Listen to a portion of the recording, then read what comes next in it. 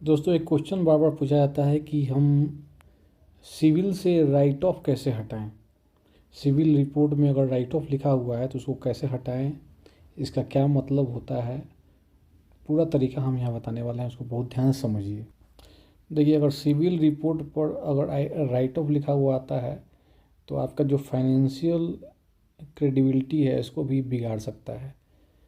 ठीक है, तो राइट ऑफ अगर लग गया तो भविष्य में आपको अगर कोई लोन लेना है या फिर कोई क्रेडिट कार्ड लेना है तो आपको इस समस्या पैदा कर देगा।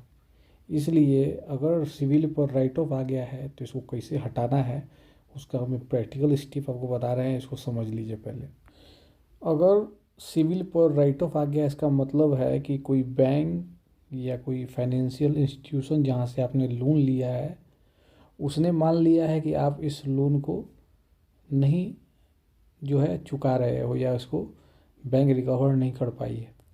समझें? तो इस तरह का मतलब है इसका। लेकिन इसका ये मतलब नहीं है कि लोन जो है अब आपको चुकाना नहीं हुआ, आपका माफ़ हो गया। लोन तो आपको चुकाना ही पड़ेगा, तभी जाके राइट ऑफ आपका वहाँ से हटेगा। सिविल से राइट ऑफ अगर हटाना है तो कुछ स्टेप है। सबसे पहला है कि अपने सिविल रिपोर्ट को चेक करना है। उसको आप सिविल रिपोर्ट को डाउनलोड कर लीजिए और देखिए कि राइट ऑफ उसमें है या नहीं है।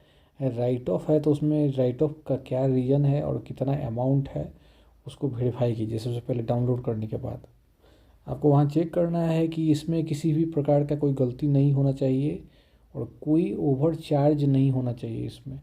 इस मिस्टेक को आप उसमें चेक कीजिए।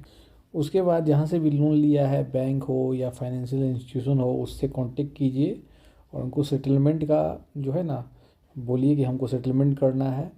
जो भी आउटस्टैंडिंग अमाउंट है उसको अपना सेटल करवा लीजिए, ज़्यादा अच्छा रहेगा। अगर हो सके तो अपना फुल पेमेंट कर दीजिए जो भी ड्यूज है।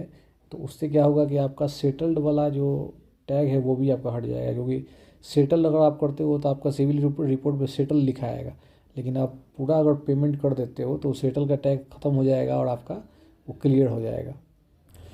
पूरा पेमेंट करने के बाद आपको नो ड्यू सर्टिफिकेट जो है या बैंक से या फिर आपका जो जहाँ भी फाइनेंशियल इंस्टीट्यूशन जहाँ से आपने लोन लिया है वहाँ से आपका एनडीसी सर्टिफिकेट ले लेना है, नो ड्यूज सर्टिफिकेट ले लेना है, बहुत ज़रूरी है ये। अब ये सर्टिफिकेट ले लोगे तो ये प्रूफ हो जाएगा कि आपने ये पूरा ड्यूज को क्लियर कर दिया है, अब यहाँ कोई समस्या नहीं है। अब आपके पास जो है नो ड्यूज सर्टिफिकेट आ चुका है। अब ये सर्टिफिकेट बहुत काम का है।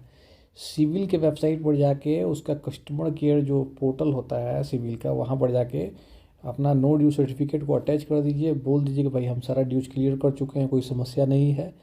हमारा सिविल रिपोर्ट पर जो राइट ऑफ लिखा हुआ है उसको हटाने के लिए आप रिक्वेस्ट का उनको जो है ना वहाँ पर मैसेज कर दीजिए कि भाई सर्टिफिकेट भी दे दिए और ये हमारा मैसेज है, आपको रिक्वेस्ट कर रहे हैं कि राइट ऑफ का जो है ना हटा दीजिए। क्योंकि ये आप जब कस्टमर सपोर्ट पर जाके पोर्टल पर जब ये कंप्लेन कर दोगे, रिक्वेस्ट कर दोगे, इसको हटने में भी 30 से 45 दिन लग जाएगा।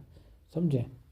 क्योंकि पूरा अपडेट होने में सिविल रिपोर्ट जो है ना आपको ये 30 से 45 दिन लगता है।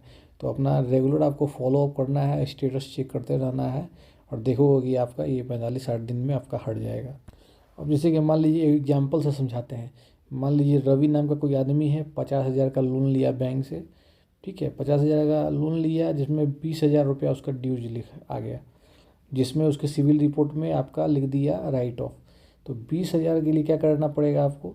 सबसे पहले तो वो अपना सिविल रिपोर्ट को डाउनलोड करेगा, उसमें देखेगा कि भाई राइट ऑफ लिखा आ गया है, 20,000 का पेमेंट ड्यूज रह गया है, तो बैंक से कांटेक्ट करेगा, सेटलमेंट करेगा या फिर 20,000 का जो अमाउंट है वो पूरा बैंक को दे देगा। बैंक से जो है नो ड्यू सर्टिफिकेट लेगा 20,000 का, और वो सर्टिफिकेट लेने के बाद जो है सिविल के पोर्टल पर जाके कस्टमर केयर सेक्शन में जाके एक टिकट रेज कर देगा कि भैया हम ड्यूज क्लियर कर दिए हैं, ये मेरा एनडीसी सर्टिफिकेट है। उसके बाद राइट ऑफ जो है 30 से 45 दिन में वो हटने में समय लगेगा, उसके बाद वो काम उनका हट जाएगा, है ना। तो ये तरीका है। तो सिविल से राइट ऑफ कैसे हटाना है पूरा तरीका बता दिए। इसमें कोई डाउट हो तो कमेंट कीजिएगा। जय हिंद।